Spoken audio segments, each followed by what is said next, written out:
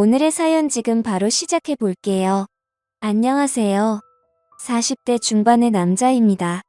제가 대학생이던 시절의 이야기를 한번 해보려고 합니다. 지금은 땅값도 많이 오르고 신식 도시가 들어섰지만 제가 살던 시절에는 그냥 평범한 서울 근교의 동네였습니다. 저희 집은 근처 대학가에 있는 단독주택이었는데 한옥 모양 건물이라 동네에서 조금 유명한 집이었습니다. 이 정도만 듣고도 제가 누군지 알거나 어느 동네를 말하는지 눈치채실 분들도 있겠네요. 아무튼 저는 그 집의 장남으로 동네에서 유명한 사고뭉치였는데 결국 노는데 정신이 팔리다 보니 대입에 실패하고 말았어요.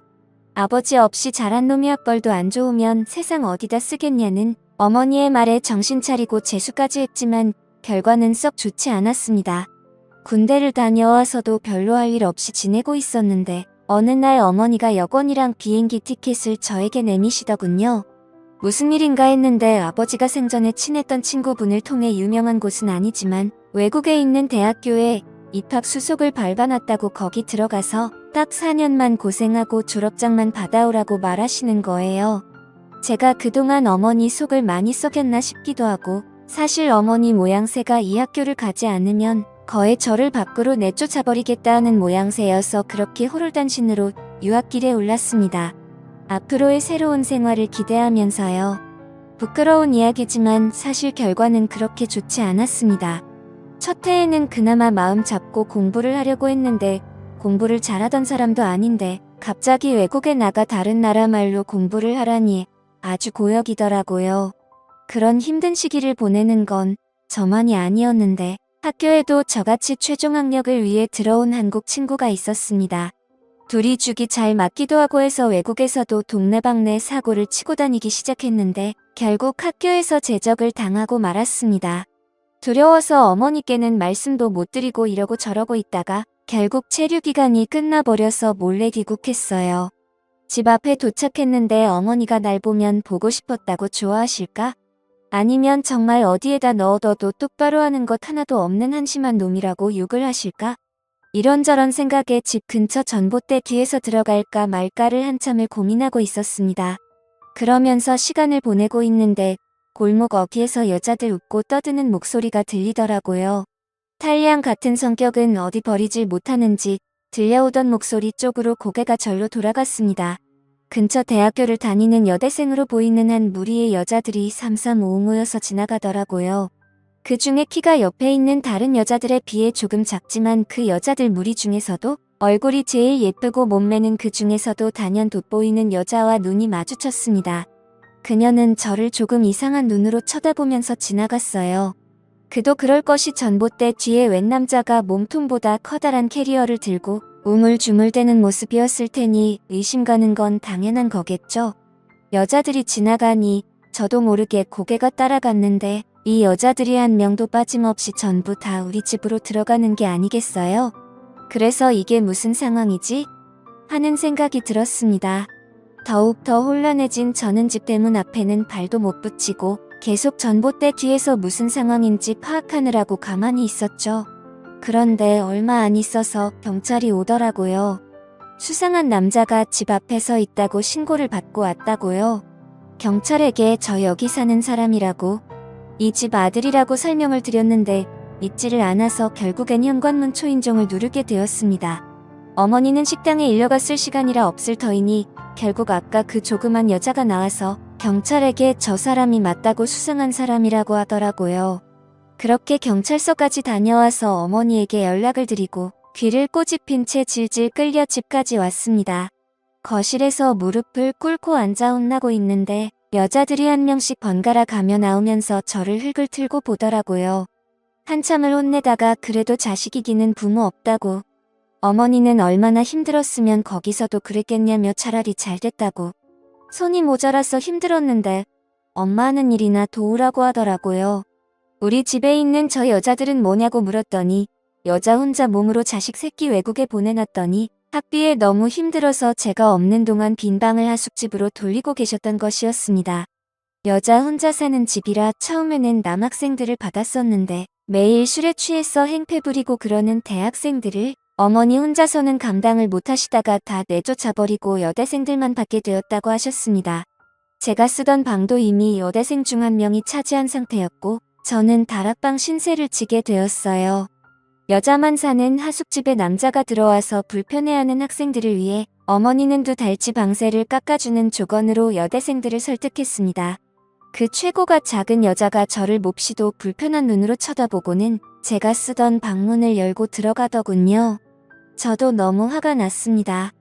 저 여자 때문에 경찰서도 다녀오고 심지어 제 방까지 빼앗긴 꼴이었으니까요. 덕분에 하숙집 손해를 많이 봤다며 식당 일을 도우게 되었죠. 아무튼 그렇게 5명의 여대생들과 동거 아닌 동거를 시작하게 되었습니다. 그래도 왕년에 여자 꽤나 올려본 저였던지라 같이 사는 여대생들하고 친해지는 건 문제도 아니었습니다. 오히려 여자들하고 같이 살게 되니 좋더라고요. 어디 멀리까지 안 가도 젊고 예쁜 여자들이 항상 집에 있고 친해지다 보니 술도 자주 마시고 무슨 일이 있을 때마다 저를 불러서 도움을 요청하는데 애인이 5명이 동시에 생긴 것 같은 기분이 들었습니다. 무더운 여름 때였는데 마당이 딸린 주택이다 보니 거기다가 자리를 깔고 술도 자주 마셨습니다. 미녀 여대생들과 마시는 술은 무엇보다 값진 추억이었어요. 그녀들이 여름이라 옷들도 시원하게 입고 있노라면 고개를 둘 곳을 찾지도 못할 정도로 어디를 봐도 숨이 턱 넘어갈 만큼 여자들에게 둘러싸인 환경은 남부러울 것 없었죠. 그런데 단 한 명, 저를 보고 경찰을 부른 그 여자와는 도무지 친해질 수 없었습니다. 첫 만남부터 살짝 어긋난 것 때문인지 묘하게 저와는 거리감을 두더라고요. 어차피 하숙집을 떠나면 또 만나겠어 하는 생각도 있고 다른 여자들과는 사이가 좋으니 별로 신경은 쓰이지 않았습니다. 제가 지내는 다락방은 어머니가 지내는 방 바로 옆에 들어가는 문이 있었는데 그 문은 제가 살 데는 없는 문이었습니다. 학생 한 명 더 받아보겠다고 무리하게 문을 만들어 개조를 했는데 아무리 잘 꾸며놔도 누가 곰팡 내나는 다락방에서 살고 싶어 하겠어요. 결국 방을 채우지 못하고 빈 방으로 내버려 두고 있었는데 마침 제가 돌아와서 지낼 수 있었던 거죠. 단열도 잘 안 되는 여름에는 지내기가 아주 죽을 맛이었습니다. 다락방을 거실에서 들어갈 수 있는 문을 만들기 전에는 다락방으로 통하는 문은 제 방에 있었습니다. 물론 그녀들이 들어와 살기 시작하면서 제가 쓰던 방에서 통하던 문은 다락방 안쪽에서 막아놓기는 했지만요. 하지만 그날은 특히 더 무더위가 기승을 부리는 날이었습니다. 원래는 낮부터 어머니의 식당에 가서 일찍부터 밑준비를 도와주기로 했었는데 서울에 있는 이모가 맹장염으로 입원을 하게 돼서 그날은 식당을 휴업하고 어머니는 이모의 간호를 위해 병원으로 가 있는 상태였고 여자들은 다 학교에 가 있는 시간이니 저는 혼자 붕 뜬 상태로 집안에 덩그러니 남게 되었습니다. 정해진 약속도 없고 사실 집에서 놀고 있는 건 제 친구들을 통틀어서 저 혼자밖에 없었기 때문에 급한 약속도 잡기에는 무리였습니다. 근처 책방에서 만화책 몇 권을 빌려와서 누워있는데 해가 중천했더니 점점 다락방이 달궈지기 시작하더라고요. 단열도 제대로 안 되고 창문도 따로 없는 방이라서 방은 서서히 찜통처럼 되고 있었는데 거기에 선풍기 가지고는 이 더위를 쫓아낼 방법은 없어 보였습니다. 그러던 와중에 문득 제 방에 설치된 에어컨 생각이 나더라고요. 다른 방에 비해 제 방은 큰 방이었고 당시에는 에어컨까지 설치된 환경이 아주 좋은 방이었습니다. 당연히 하숙방 중에서 하숙비도 제일 비쌌어요. 작고 안쪽에서 대충 떼어놓은 제 방으로 통하는 문이 눈에 밟히더라고요. 따지고 보면 저 방이 원래 저의 방이었어야 하고 우리 집에 들어오는데도 그녀 때문에 경찰서 신세를 줬던 게 생각이 나 괘씸하기도 했습니다. 그녀도 지금 학교에 가 있고 평소에도 여자들의 스케줄을 꿰고 있던 저는 다른 여자들도 5시가 돼서야 집에 돌아온다는 게 생각이 났습니다. 원래의 방주인이 잠깐 방을 사용하는데 별 문제가 있겠어? 라는 생각에 그 길로 공구를 챙겨와서 문을 대충 떼어놓은 못들을 전부 다 뽑아버렸죠. 다락방 문은 오래 사용하지 않아서 그런지 여는데 조금 뻑뻑한 느낌이 들었습니다. 하지만 정말 오랜만에 제 방에 들어오게 되었죠. 제가 쓰던 침대는 여자 느낌이 물씬 나는 분홍색 이불로 교체되어 있었지만 제가 쓰던 책상이나 서랍장은 전부 다 그대로였습니다. 이 여자는 에어컨을 언제부터 틀어놓은 건지 방은 이미 제가 들어갔을 때부터 시원해 있었어요. 푹신한 침대가 눈에 들어왔지만 그래도 흔적이 남기 쉬울 것 같아서 바닥에 자리를 깔고 누웠습니다. 빌려온 만화책을 바닥에 엎드리다시피 누워보고 있는데 지상 낙원이 따로 없더라고요.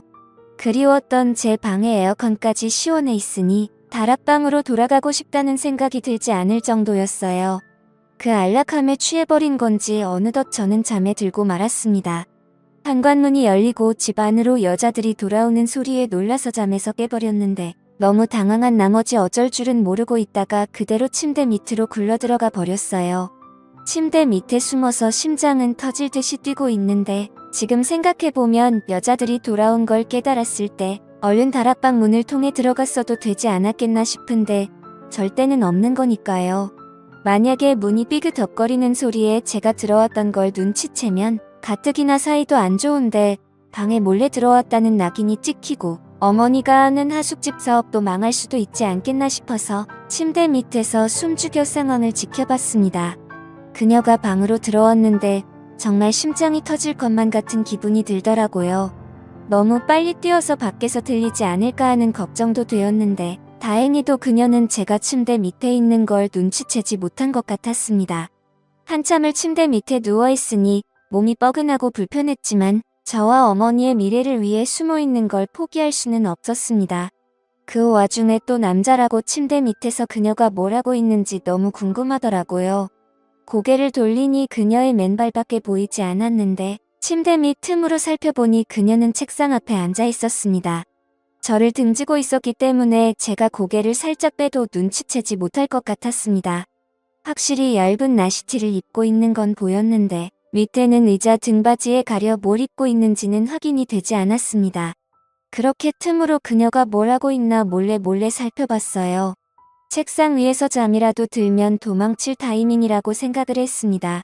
얼마나 버틴 건지 이젠 파악도 안 되는데 그녀가 가방에서 무언가를 주섬주섬 꺼내더라고요. 그녀는 방 안에 혼자서 그녀만의 시간을 즐기기 시작했습니다. 혼자 중얼중얼거리기 시작하며 열심히 꼼지락댔어요. 그녀가 중얼대는 이야기를 들어보니 저는 참을 수가 없었습니다. 침대 밑 틈으로 고개를 다시 빼서 그녀가 뭘 하고 있나 살펴봤는데 가방에서 꺼낸 종이 인형들을 가지고 인형극 같은 걸 하고 있었어요. 날카롭고 신경질적인 여자인 줄 알았는데 생각보다 아기자기하고 귀여운 취미를 가지고 있더라고요. 공주님이 어쩌고 왕자님이 어쩌고 하는데 그녀에게선 전혀 찾아볼 수 없던 이미지였기 때문에 저도 놀랐습니다. 한참 그녀가 혼자 떠드는 이야기가 끝나가고 저는 그녀가 혼자서 그러고 있는 걸 끝까지 지켜봤습니다. 그녀의 의외의 모습에 마음속 한구석에 이상한 감정이 생기는 것 같았습니다. 그렇게 그녀를 지켜보고 있었는데 그녀가 책상에서 벌떡 일어나더니 제 쪽으로 몸을 틀더라고요. 너무 찰나의 순간이라 제가 침대 밑으로 고개를 빼고 있는 것도 인지하지 못하고 그렇게 그대로 그녀에게 들켜버리고 말았죠. 그녀는 저를 보고 방이 떨어져 나갈 정도로 소리를 질렀는데 저도 그 소리에 깜짝 놀라 침대 밖으로 튀어나와서 그녀의 입을 틀어막고 미안하다고 사과하며 제가 다 해명할 수 있다고 그녀를 설득했습니다. 다락방이 너무 더워서 에어컨을 잠깐 바람 좀 쐬러 나왔다가 잠들어버린 자초지종을 설명했는데 그녀는 그 상황은 이해하겠지만 그녀가 혼자서 즐기던 구연동화를 들었다는 사실에 수치심을 감추질 못하더라고요. 저는 그녀의 동화를 끝까지 들었기 때문에 아니라고 처음 들어보는 동화였는데 그렇게 재밌던 동화는 없었다고 칭찬을 해주었는데 그녀가 의외라는 반응을 보이며 좋아하더라고요. 유치원 교사가 꾸민 그녀는 미래의 학생들을 위해 연습을 하고 있던 것이었습니다. 오히려 그런 마음씨가 더 예뻐 보이고 어느 날부터는 자기 전에 그녀가 자꾸 떠올라서 잠도 이루지 못하겠더라고요. 다락방 문은 그날 이후로 방 쪽에서 틀어막아 버려서 그녀의 방에 2번 다시 들어갈 수는 없었습니다. 그날 이후로 그녀도 제게 마음을 열어 다른 여자들하고 술을 마실 때도 참석하고 저와 몇 번의 시간을 보내기도 했습니다. 그녀도 저도 서로를 의식하고 있었지만 누가 먼저 나서서 서로의 마음을 내비치지는 않았습니다. 그렇게 그녀는 학교를 졸업하면서 하숙집을 떠났는데 그때까지도 그녀는 저의 마음을 눈치만 채고 있었지 확인받지 못했죠. 지금은 저도 이렇게 어른이 되었고 가끔씩 어머니의 집에 가서 저와 그녀의 방이었던 그곳을 바라보면 그때 제 마음을 전하지 못했던 게 가끔은 후회가 됩니다. 지금의 아내와는 아무런 문제가 없지만 제가 그녀에게 제 마음을 일찍 말했더라면 제 옆에 있는 사람이 다른 사람일 수도 있지 않을까? 하는 생각을 하면서 이만 사연 마치겠습니다. 오늘의 사연은 여기까지네요. 긴 사연 끝까지 들어주셔서 감사합니다. 구독과 좋아요 잊지 말아주세요.